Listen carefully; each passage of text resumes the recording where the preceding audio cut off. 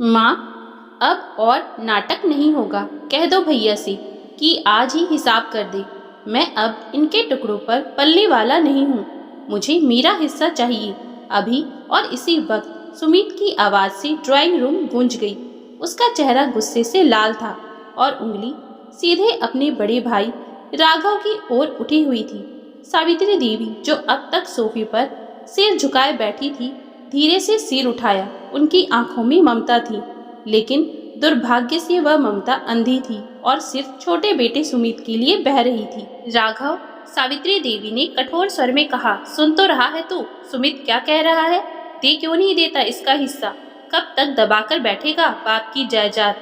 अरे छोटा है वो, अपनी गृहस्थी जमाना चाहता है, तो तुझे क्या परेशानी है? राघव, जो कमरे में एक कोने में खंबा पकड़े खड़ा था, सन रह गया। उसके पैरों तले जमीन निकल गई। जायदाद? कौन सी जायदाद? वो छोटी सी लोहे की फैक्ट्री जिसे मैंने अपने खून पसीने से सींचकर खड़ा किया था। क्या उसको आप बाप की जायदाद कह रही है? माँ, राघव की आवाज भारी हो गई। आप जानती है ना कि बाबूजी जब गुजरे थे तो हमारे पास सिर्फ कर्ज था। उस टूटी हुई वर्कशॉप को मैंने खड़ा किया है। सुमित का एमबीए, उसकी शादी, घर का रेनोवेशन, सब उसी कमाई से हुआ है। आज आप कह रही हैं कि मैंने इसे दबाकर रखा है? एहसान मत जताओ भैया। सुमित बीच में ही चिल्ला पड़ा। तुमने जो किया वो तुम्हारा फर्ज था। बड़े भाई हो, बाप की जगह थे, लेकिन इसका मतलब ये नहीं कि तुम मेरी जिंदगी के फैसले लोगे। मुझे वो फैक्ट्री बेचनी है। मुझे अपना स्टार्टअप शुरू करना है। मुझे कैश चाहिए। राघव ने अपनी पत्नी मेघा की ओर देखा। मेघा चुपचाप आंसू पोंछ रही थी। वह जानती थी कि राघव ने इस परिवार के लिए अपनी जवानी, अपने सपने, सब कुछ छोड़ दिया था। राघव ने एक गहरी सांस ली और माँ की आंखों में देखा। माँ, फैक्ट्री बेचना सुमित के भविष्य के लिए सही नहीं है। इसे बेचकर जो पैसा आएगा वो सुमित साल भर में उड़ा देगा। मैं इसे बर्बाद होते नहीं देख सकता। सावित्री देवी खड़ी हो गई। बस, तो साफ साफ क्यों नहीं कहता कि तुझे जलन हो रही है? तुझे डर है कि कहीं सुमित तुझसे आगे ना निकल जाए। सुन राघव, ये घर और वो फैक्ट्री मेरे पति के नाम पर थी। कानूनी तौर पर उसमें मेरा हक है और मैं कहती हूँ कि बंटवारा होगा। अगर तुझे सुमित के साथ नहीं रहना तो तू जा सकता है। वैसे भी अब बच्चे बड़े हो गए हैं। सुमित समझदार है, वो संभाल लेगा। राघव के होठों पर एक फीकी दर्दनाक मुस्कान तैर गई। उसने धीरे से कहा, ठीक है माँ, शायद आप सही कह रही हैं। इस घर को अब मेरी जरूरत नहीं रही। और कड़वा सच यही है कि जहाँ जरूरत खत्म हो जाए वहाँ इंसान की इज्जत भी खत्म हो जाती है। मैं ही शायद दीवार बनकर खड़ा था। इस कहानी की जड़ें आज के झगड़े में नहीं, बल्कि 15 साल पुराने उस काले दिन में थी जब राघव महज 21 साल का था। राघव के पिता मनोहर जी का हार्ट अटैक से आकस्मिक निधन हो गया था। राघव उस समय इंजीनियरिंग के फाइनल ईयर में था। आंखों में बड़े सपने थे, विदेश जाकर नौकरी करने का अरमान था। लेकिन पिता की चिता की आग ठंडी भी नहीं हुई थी कि कर्जदारों ने दरवाजा खटखटाना शुरू कर दिया था। मनोहर जी एक छोटी सी लेथ मशीन की वर्कशॉप चलाते थे जो घाटे में चल रही थी। सुमित तब सिर्फ 10 साल का था। घर में खाने के लाले पड़ने वाले थे। सावित्री देवी का रो रो कर बुरा हाल था। वे बार बार राघव को पकड़कर कहती थी, अब क्या होगा बेटा? सुमित का क्या होगा? हम तो सड़क पर आ जाएंगे। उस दिन 21 साल के राघव ने अपने सपनों की बलि चढ़ा दी थी। उसने कॉलेज छोड़ दिया, अपनी स्कॉलरशिप के पैसे कर्जदारों के मुंह पर मारे और पिता की धूल भरी तेल से सनी वर्कशॉप में जा बैठा। उसके दोस्तों ने उसे समझाया, राघव तो टॉपर है, तो यहाँ बर्बाद हो जाएगा। पर राघव के कानों में सिर्फ माँ की सिस्कियाँ और छोटे भाई की भूख गूंज रही थी। राघव ने न दिन देखा न रात। वह दिन भर मशीनों पर काम करता और रात को ऑर्डर्स का हिसाब लगाता। उसने खुद के लिए कभी नए कपड़े नहीं खरीदे, लेकिन सुमित को शहर के सबसे महंगे स्कूल में पढ़ाया। सुमित को ब्रांडेड जूते चाहिए होते। सावित्री देवी ने अनजाने में ही सही सुमित को ये एहसास दिला दिया था कि राघव तो है ही कमाने के लिए। तुझे क्या चिंता है बेटा?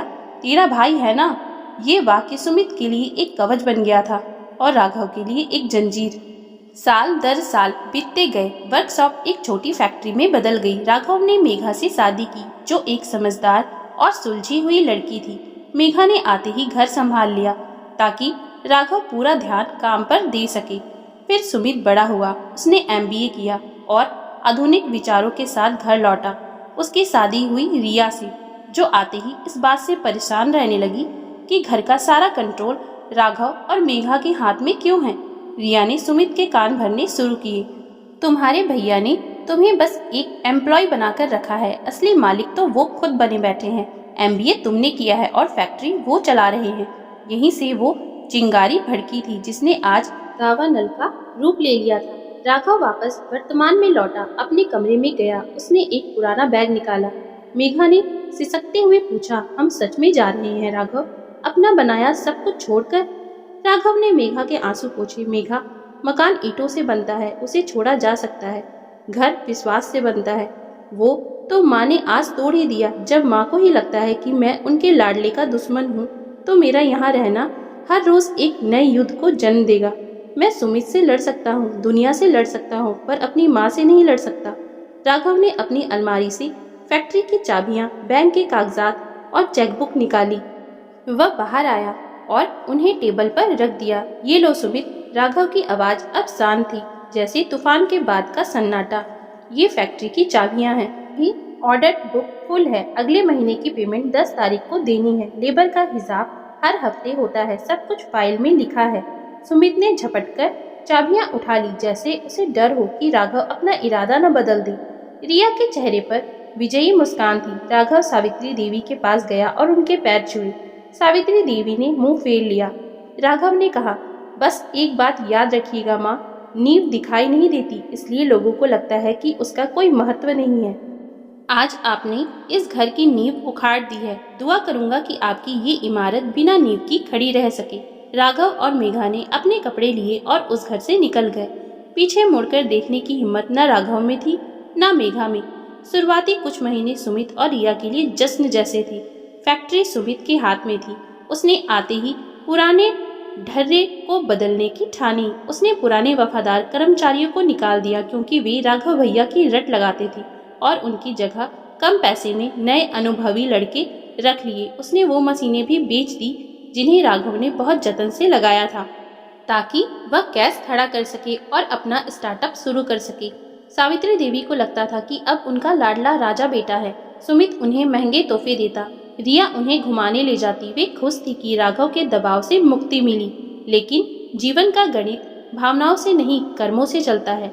6 महीने बीतते बीतते फैक्ट्री का उत्पादन गिरने लगा। पुराने क्लाइंट्स ने माल वापस भेजना शुरू कर दिया क्योंकि क्वालिटी खराब थी। सुमित का स्टार्टअप सिर्फ कागजों पर था। हकीकत में वह फैक्ट्री का पैसा अपनी अय्यासी और रिया की डिमांड्स पूरी करने में उड़ा रहा था। जिन लेनदारों को राघव समय पर पैसा देता था, वे अब घर के चक्कर काटने लगे थे। धीरे धीरे घर का माहौल नर्क बनने लगा। रिया और सुमित के बीच झगड़े शुरू हो गए। रिया को अब सावित्री देवी बोझ लगने लगी थी। तुम्हारी माँ को बोलो खुद पानी ले ले, मैं नौकरानी नहीं हूँ, रिया ने एक दिन सुमित से चीख कर कहा, और सावित्री देवी ने ये सुन लिया।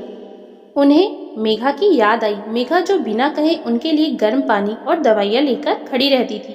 फिर वो दिन आया जब बैंक का नोटिस घर पहुंचा। फैक्ट्री और घर दोनों गिरवी थे। सुमित ने बिजनेस बढ़ाने के नाम पर भारी लोन लिया था और किस्तें नहीं चुकाई थी। सावित्री देवी के पैरों तले जमीन खिसक गई। सुमित, तूने तो कहा था सब ठीक चल रहा है, ये नीलामी का नोटिस क्या है? सुमित ने सिर पकड़ लिया। माँ, वो राघव भाई ने सब पुराने सिस्टम से चलाया था, मुझे समझ नहीं आया, मार्केट डाउन हो गया, मैं क्या करता? राघव, सावित्री देवी के मुंह से यह नाम एक आह की तरह निकला। उस रात सावित्री देवी को दिल का दौरा पड़ा। अस्पताल में भर्ती करवाने के लिए सुमित के पास क्रेडिट कार्ड तो थे, पर सब लिमिट्स एक्सीडेंट बता रहे थे। रिया ने अपने गहने देने से साफ मना कर दिया। अस्पताल के कॉरिडोर में खड़ा सुमित रो रहा था। उसे अपनी औकात समझ आ गई थी। उसने कांपते हाथों से राघव को फोन लगाया। उसे उम्मीद नहीं थी कि राघव फोन उठाएगा। हेलो, उधर से राघव की शांत आवाज आई। भैया भैया, माँ, सुमित सुबक पड़ा। माँ अस्पताल में है, हार्ट अटैक। मेरे पास पैसे नहीं है भैया, सब खत्म हो गया। फोन कट गया। सुमित को लगा राघव ने ठुकरा दिया, लेकिन आधे घंटे बाद राघव अस्पताल में था। उसने काउंटर पर पैसे जमा कराए, डॉक्टर से बातें की और सीधे आईसीयू की तरफ भागा। मेघा भी उसके साथ थी। 2 दिन बाद सावित्री देवी को होश आया। उन्होंने आंखें खोली तो देखा राघव उनके पैरों के पास स्टूल पर बैठा झपकी ले रहा था। उसके चेहरे पर थकान थी। बाल थोड़े सफ़ेद हो गए थे, लेकिन वो वही राघव था, जिम्मेदार और मजबूत। सावित्री देवी की आंखों से आंसू बह निकले। उन्होंने कांपते हाथ से राघव का सिर छूना चाहा। राघव की आंख खुल गई। माँ, आप ठीक हैं? सावित्री देवी ने हाथ जोड़ दिए। मुझे माफ कर दे मेरे बच्चे। मैंने हीरे को पत्थर समझा और कोयले को कलेजे से लगाया। मैंने तेरे त्याग को तेरा फर्ज समझ लिया और सुमित के स्वार्थ को उसका हक। मैंने तेरा घर छीन लिया। राघव ने माँ के हाथ थाम लिए।